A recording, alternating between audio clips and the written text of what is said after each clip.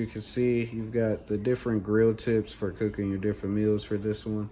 It's also slightly bigger, in my opinion, than the last one. I do enjoy the shape of this one a lot more, as well as how easy it is to open with the little handles on the side, as opposed to the other ones. They get a little clunky. This one has the different grill controls if you wanted to really get those grill marks going. And like the other Ninja air fryer, does come with the grill rack for you to grill things. As far as modes go, however, it just comes with bake, roast, and air crisp.